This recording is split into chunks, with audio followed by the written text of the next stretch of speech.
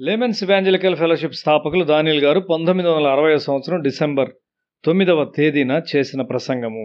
ఆదికాండము 3వ అధ్యాయం 4వ వచనము. అందుకు సర్పము, మీరు చావనే చావరు. మన మొదటి తల్లిదండ్రులు సాతాను స్వరాన్ని విన్నారు. ఎందుకు దురాత్మ వారి యొద్దకు వచ్చింది? నిషేధించబడిన చెట్టు వద్దకు వెళ్ళి హవ్వ నిలబడింది. అక్కడ దురాత్మ యొక్క స్వరము వినబడుచున్నది. ఆమె కన్నులు పండు మీద పడ్డాయి. ఆ పండును తాకి వాసన చూడ్డానికి ఆమె దాని దగ్గరకు వెళ్ళింది. పండు తినుటకు మంచిదో కాదో పరీక్షించుటకు ఆమె జ్ఞానేంద్రియాలను ఉపయోగించింది.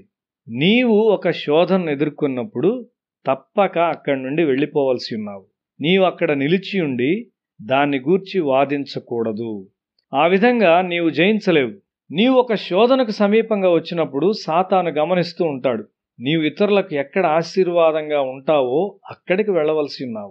హవ్వ నిషేధించబడిన చెట్టునకు సమీపంగా ఉన్నది. సాతాను దాన్ని చూచాడు. ఫలానా విషయము తప్పు అని బైబిల్ చెప్పుచున్నప్పుడు నీవు దాని గూర్చి వాదించకూడదు. అది సరైంది కాదు. సాతాను నీ హృదయాన్ని గమనిస్తూ ఉన్నాడు.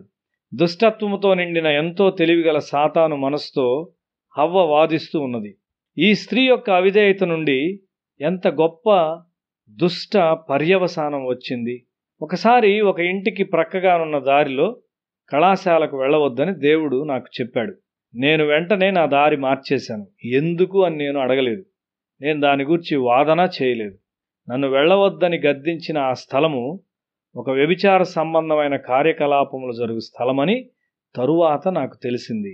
నా తరగతిలో ఒకడు ఆ పాపములో పడిపోయి తన జీవితాన్ని నాశనం చేసుకున్నాడు. ఆమె గడప యొద్దకు వెళ్ళవద్దని దేవుడు సామెతల గ్రంథము 5వ అధ్యాయము 8వ వచనంలో చెప్పుచున్నాడు. నీవు ప్రార్థనలో క్రిందకు వెళ్ళినప్పుడు తప్పైన స్థలాలకు వెళ్తావు. నీవు తప్పైన స్థలాలకు వెళ్ళినప్పుడు ప్రార్థనా గుంపులో నీవు సంతోషంగా ఉండలేవు. నీ తప్పును అంగీకరించుటకు బదులు నీవు వారితో వాదించువానిగా తయారవుతావు. శోధన కాచుకొని ఉన్నదని నీవు ఎరుగుదువా? సాతాను నిన్ను ఎట్లు నాశనము చేయాలని ప్రణాళిక చేయుచున్నాడో ఎరుగుదువా? ప్రార్థన నీకిష్టము లేనప్పుడు నీవు నాశనం వైపు వెళుచున్నావు అనుటకు అది ఒక నిశ్చయమైన సూచనయై ఉన్నది. ఒక స్త్రీ తప్పైన స్థలములో నిలబడి ఉండుట ద్వారా దేవుని యొక్క గొప్ప ప్రణాళికలు పాడు చేయబడుచున్నవి. ఆదాము మరియు హవ్వలు ప్రతిదినము దేవునితో సహవాసం కలిగి ఉన్నారు. అటువంటి సహవాసము నీకు తేలిగ్గా ఉండకూడదు. అలా జరిగినప్పుడు నీవు ప్రమాదంలో ఉన్నావు. ఆదాము హవ్వ సాయంకాలం వరకు వేచి ఉండి దాన్ని గూర్చి దేవుణ్ణి సంప్రదించి ఉండాల్సింది. తొందర పెట్టుట సాతాను పద్ధతి. నన్ను కష్టపెట్టు సమస్యలను గూర్చి దేవుని అడుగుట నేను అలవాటు చేసుకున్నప్పుడు నా జీవితంలో ఓటమి లేదు. ఆదాము హవ్వలు సుందరమైన తోటను మరియు దేవుని సన్నిధికి సంబంధించిన సౌఖ్యాన్ని పోగొట్టుకున్నారు. సాతాను యేసును కూడా శోధించుటకు వచ్చాడు. అప్పటికి యేసు ఒంటరిగా 40 దినాలు ఉపవాస ప్రార్థన చేశాడు. యేసును ఓడించుటకు దేవుని వాక్యమునే ఉపయోగించుటకు సాతాను ప్రయత్నించాడు. అయితే యేసు సాతాను జయించాడు. నిన్ను క్రిందకు పడద్రోయుటకు నీ చుట్టూ ఓడించు ఆత్మలు పొంచి తిరుగుచూ ఉన్నాయి. నీ జీవితంలో కొంత విజయం ఉన్నప్పుడు మోసపరుచు ఆత్మలు వెలుగుదూతల వలె వస్తాయి. నీ దృష్టిని మరల్చి వాటి యందు నీవు నమ్మకం ఉంచునట్లు చేయుట వాటి పని.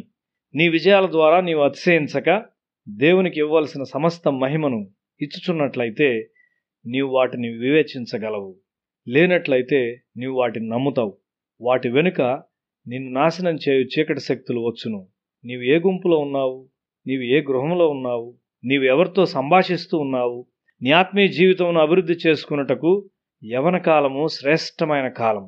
నీవు కీడును శాశ్వతముగా ద్వేషించవలసి ఉన్నావు. ప్రార్థన గూర్చి అలసట చెందవద్దు. రానున్న కాలంలో నీ ప్రార్థనా బలము అనేక ఆత్మలను బలపరుచున్నదిగా ఉండును. నీవు పాపము చేసి క్షమాపణ అడిగినప్పుడు నీవు క్షమించబడవచ్చు. అయితే ఇది జరిగిన ప్రతిసారి నీవు కొన్ని ఆత్మలను పోగొట్టుకుంటావు. కొన్నిసార్లు నీ సొంత పిల్లలను కూడా పోగొట్టుకుంటావు. మనము ఆయనకు విధేయత చూపుచుండగా ఆయన పరిశుద్ధాత్మ మన మీద ఉండును మరియు మన ప్రార్థన మన పిల్లలను కాపాడును.